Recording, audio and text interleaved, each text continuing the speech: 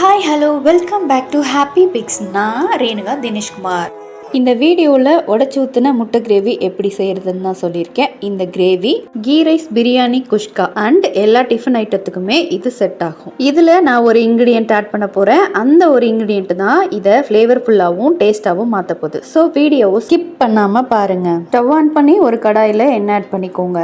நான் ஒரு 4 முட்டை அளவுக்கு செய்ய போகிறேன். ஆயில் ஹீட் ஆனதும் அதில் 3 கிராம்பு, 2 ஏலக்காய், ஒரு துண்டு பட்டை, கொஞ்சம் அன்னாசி பூ, அது கூட கல்பாசி, பிரிஞ்சி எல்லாம் ஆட் பண்ணியிருக்கேன். இது நல்லா பொரிஞ்சு வரட்டும். இது நல்ல எண்ணெயில் பொரியும் போது தான் அதோட ஃப்ளேவர் அந்த எண்ணெயில் அப்சர்வ் ஆகும். இது இப்போ நல்லா பொரிஞ்சு வந்துருச்சு. இது கூட நான் ஒரு 2 பெரிய வெங்காயத்தை நல்லா பொடியாக கட் பண்ணி நான் இதில் ஆட் பண்ணுறேன். இந்த ஆனியன் நல்லா வதங்கி வரட்டும். நல்லா கோல்டன் கலரில் நல்லா மாறுற வரைக்கும் இந்த வெங்காயத்தை நல்லா வதக்குங்க. வெங்காயத்தை நல்லா கோல்டன் கலரில் வதக்கும் போது தான் இந்த டிஷ்ஷு ரொம்பவே டேஸ்ட்டாக இருக்கும். லிட் போட்டு க்ளோஸ் பண்ணிவிட்டு ஒரு நிமிஷம் கழித்து ஓப்பன் பண்ணி பார்க்கலாம். இது கொஞ்சம் அடிக்கடி கிளறி விட்டுட்டே இருங்க, அடி பிடிச்சிடாமல் இருக்கட்டும். இந்த ஆனியன் வதங்கும் போதே நான் ஒரு க்ரீன் சில்லியை இதில் 2ஆக கட் பண்ணி நான் ஆட் பண்ணிக்கிறேன். உங்களுக்கு காரத்துக்கு ஏற்ற மாதிரி நீங்கள் க்ரீன் சில்லி ஆட் பண்ணிக்கோங்க. ஏன்னா நம்ம இதில் காரத்துக்கு மிளகாத்தூளும் ஆட் பண்ண போகிறோம். இந்த க்ரீன் சில்லியும் நல்லா வதங்கட்டும். அது கூட நான் 1 ஸ்பூன் அளவுக்கு இஞ்சி பூண்டு பேஸ்ட்டு ஆட் பண்ணுறேன். இது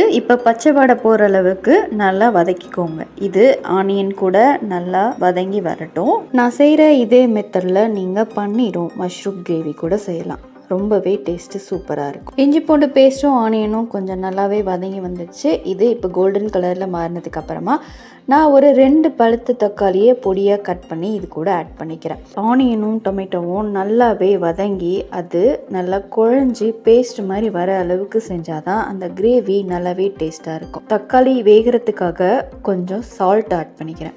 நீங்கள் தக்காளியில் சால்ட் சேர்க்கும் போது இது நல்லாவே சீக்கிரமாக வெந்து வரும். தக்காளியை நான் கரண்டிலே கொஞ்சம் நல்லா மசிச்சு விடுறேன். இதை இப்போ கொஞ்சம் மூடி போட்டு ஒரு நிமிஷத்துக்கு தக்காளியும் வெங்காயத்தையும் சேர்த்து வேக விட்டுருவோம். இடையில கொஞ்சம் ஓப்பன் பண்ணி அதை கிளறி விட்டுக்கோங்க, அடி பிடிக்காமல் பார்த்துக்கோங்க. தக்காளி இப்போ ஓரளவுக்கு வெந்து வந்துருச்சு. நான் நல்லா கரண்டியாலேயே இதை இன்னும் நல்லா மசிச்சு விடுறேன். தக்காளி இப்போ நல்லா வதங்கி வந்துருச்சு. இதுக்கப்புறம் மசாலாலாம் ஆட் பண்ணிடலாம். இதில் ஒரு 3/4 ஸ்பூன் அளவுக்கு நான் சில்லி பவுடர் ஆட் பண்ணுறேன். கூடவே ஒரு 1.5 ஸ்பூன் அளவுக்கு தனியாத்தூள் ஆட் பண்ணுறேன். அதுக்கப்புறம் ஒரு 1/4 ஸ்பூன் அளவுக்கு மஞ்சத்தூள் ஆட் பண்ணுறேன். ஒரு 1/2 ஸ்பூன் அளவுக்கு கரம் மசாலா ஆட் பண்ணுறேன். உங்களுக்கு காரம் அதிகமாக தேவைப்பட்டால் நீங்கள் ரெட் சில்லி பவுடரை கொஞ்சம் அதிகமாக கூட ஆட் பண்ணிக்கோங்க. இப்போது நம்ம ஆட் பண்ண மசாலா எல்லாத்தையும் கொஞ்சம் நல்லா வதக்கிக்கலாம். இது கூடவே டிஷ்ஷுக்கு தேவையான அளவு நம்ம தண்ணி ஆட் பண்ணிக்கிறோம். இப்போது நல்லா மிக்ஸ் பண்ணிவிட்டு இந்த ஸ்டேஜில் உப்பு ஆட் பண்ணிக்கலாம். இப்போது இந்த மசாலா நல்லா கொதித்து பச்சை வாடை போகிற அளவுக்கு நம்ம வேக வைக்கணும். ஒரு 2 நிமிஷத்துக்கு இதை மூடி போட்டு வேக வைக்கலாம். இப்போ இது வேகிற டைமில் நம்ம ஒரு மசாலா அரைச்சிட்டு வந்துடலாம். ஒரு மிக்ஸி ஜாரில் ஒரு 1/4 கப் அளவுக்கு நான் பொடியாக கட் பண்ண தேங்காவை ஆட் பண்ணிக்கிறேன். கூடவே ஒரு 1/2 ஸ்பூன் அளவுக்கு சோம்பும் ஆட் பண்ணுறேன். இதில் தேவைப்பட்டால் நீங்கள் முந்திரி பருப்பு கூட ஆட் பண்ணிக்கலாம். நான் இப்போ இதில் ஆட் பண்ணலை. இப்போ நல்லா பேஸ்ட் மாதிரி அரைச்சி எடுத்துகிட்டு வந்தாச்சு. இப்போது மூடி ஓப்பன் பண்ணி பார்த்துடலாம். கிரேவி நல்லா கொதித்து பச்சை வாடை எல்லாம் போயிடுச்சு. இப்போ இந்த ஸ்டேஜில் நம்ம அரைச்சி வச்ச அந்த தேங்காய் பேஸ்ட்டை இதில் ஆட் பண்ணிக்கலாம்.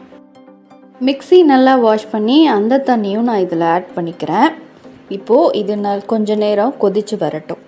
ஒரு நிமிஷத்துக்கு இது கொதிக்க விடுங்க. தேங்காய் ஆட் பண்ணதுக்கப்புறமா ரொம்ப நேரம் கொதிக்க விட்டால் தேங்காய் தனியாக பிரிஞ்ச மாதிரி வந்துடும். ஸோ அதனால் ரொம்ப கொதிக்க தேவையில்லை. ஆல்ரெடி மசாலா எல்லாமே நல்லா பச்சை வாடை போக வேக வச்சாச்சு. ஸோ இது ஒரு நிமிஷத்துக்கு வெந்தால் மட்டுமே இது போதும். இந்த கிரேவியை டேஸ்ட்டாக ஃப்ளேவர்ஃபுல்லாக மாற்றக்கூடிய அந்த ஒரு இன்க்ரீடியண்ட்டை இப்போ தான் நம்ம ஆட் பண்ண போகிறோம். அது என்ன அப்படின்றத பார்த்துடலாமா? அது கசூர் மேத்தி. இது கசூர் மேத்தின்றது காய்ந்த வெந்தயக்கீரை. இதை கசக்கிட்டு நம்ம ஆட் பண்ண போகிறோம். இதை ஆட் பண்ணதுக்கப்புறமா இந்த கிரேவி ரொம்பவே வாசனையாக சூப்பர் டேஸ்ட்டாக இது கண்டிப்பாக சேஞ்ச் ஆகும். இந்த கசூர் மேத்தியை நீங்கள் கடைசியாக தான் ஆட் பண்ணணும். இப்போ இது நல்லா கலந்து விட்டுக்கோங்க. இப்போ அடுப்பை சிம்மில் வச்சதுக்கப்புறமா நான் முட்டையை உடச்சி ஊற்ற போகிறேன். நீங்கள் வேணும்னா உடச்சி ஊற்றிக்கோங்க, இல்லை வேக வச்ச முட்டையை கூட கீறி விட்டு இதில் ஆட் பண்ணிக்கலாம். நான் இதில் ஒரு 4 முட்டையை உடச்சி ஊற்றிக்கிறேன். முட்டை ஆட் பண்ணும்போது ஸ்டவ்வை சிம்மில் வச்சுக்கோங்க, ஹை ஃப்ளேமில் வைக்க வேண்டாம். உடச்சி ஊற்றுனதுக்கப்புறமா இது வேகிறதுக்காக கொஞ்சம் நேரம் நம்ம மூடி வைக்க போகிறோம். இது ஒரு 3 நிமிஷத்துக்கு இதை வேக வைக்கணும். இடையில கரண்டியை வச்சு மட்டும் கிளறாதீங்க, அப்புறம் முட்டை உடஞ்சிரும். ஸோ ஒரு 3 நிமிஷத்துக்கு வெயிட் பண்ணதுக்கப்புறமா இப்போ ஓப்பன் பண்ணி பார்க்கலாம். இப்போ முட்டை ரொம்பவே சூப்பராக நல்லா வெந்து வந்துருச்சு. எவ்வளோ சூப்பராக வந்திருக்கு பார்த்தீங்களா? இதில் நீங்கள் கசூர் மேத்தி ஆட் பண்ணியிருக்கனால இதில் கொத்தமல்லி கருவேப்பிலை எதுவுமே ஆட் பண்ணணுன்னு அவசியம் இல்லை. உடச்சி ஊற்றின முட்டை கிரேவி ரெடி ஆகிடுச்சு.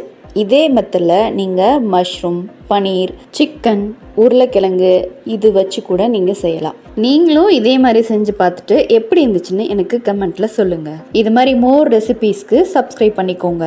தேங்க்யூ ஃபார் வாட்சிங். நெக்ஸ்ட் வீடியோவில் பார்க்கலாம்.